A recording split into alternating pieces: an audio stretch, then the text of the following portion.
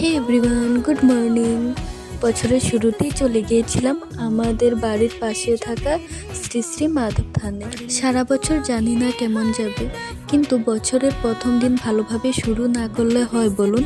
তাই তো চলে এলাম আমাদের বাড়ি থেকে 10-15 মিনিট দূরত্বে থাকা শ্রী শ্রী মাধব থানে। এখানে এসে মনটা অনেক পবিত্র হয়ে গেল।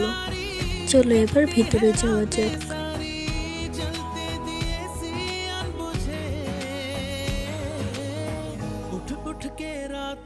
তারপর নামঘরের ভেতরে ঢুকে প্রদীপ জ্বালিয়ে প্রণাম করে নিলাম।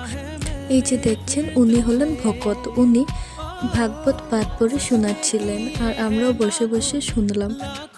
তারপর চলে গেলাম নামঘরের পাশেই থাকা শিবস্থানে। এই যে দেখো বাদরগুলো, ওরা কলা বিস্কুট এইসব খাচ্ছে, মানে যে যা দিচ্ছে তাই খাচ্ছে। তারপর চলে গেলাম মন্দিরের ভিতরে।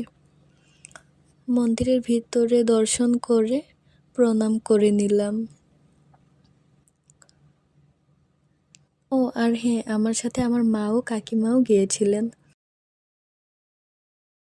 এই যে গেটটা দেখছেন, এটা হলো শিবস্থানের গেট।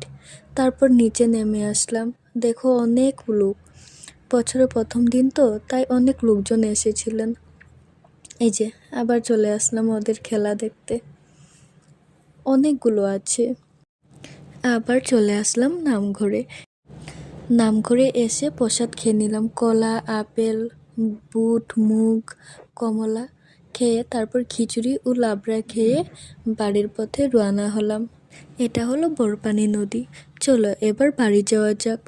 আজকের এই ছোট্ট ভিডিওটা এখানেই সমাপ্ত করলাম। আপনারা সবাই ভালো থাকবেন, সুস্থ থাকবেন। দেখা হবে অন্য কোনো সুন্দর ভিডিওতে। Tata, by.